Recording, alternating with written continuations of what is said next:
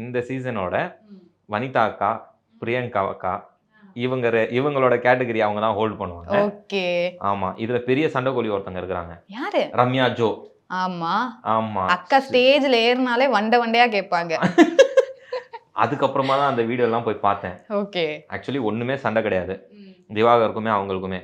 திவாகர் வந்து ஏதோ சொல்றாங்க. திவாகர் வந்து சும்மா ஜாலியா கிண்டல் பண்றாரு.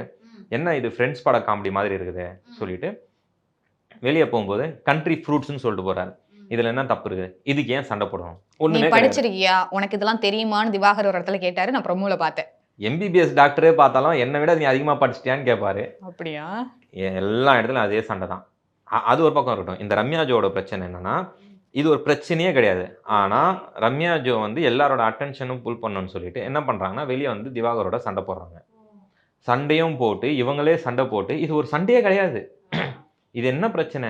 அவர் ஜாலியா சொல்றாரு. என்னம்மா ஃப்ரெண்ட்ஸ் படம் காமெடி மாதிரி பண்ணின்னு இருக்கிறீங்க? கண்ட்ரி ஃப்ரூட் சொல்லிட்டு சும்மா கிண்டலுக்கு சொல்லிட்டு போறாரு. ஷட் அப் பண்ணுங்க அந்த மாதிரி கண்ட்ரி ஃப்ரூட். அவ்வளவுதான். கண்ட்ரி ஃப்ரூட்னு சொன்னோனே ரம்யா ஜோ என்ன பண்றாங்கன்னா, திவாகரை போட்டு வறுத்து எடுக்குறாங்க. அதுக்கு எல்லாரும் கார்னர் பண்ணி திவாகரை சாரியும் கேட்க சொல்றாங்க. இது வந்து ரொம்ப தப்பான விஷயம்.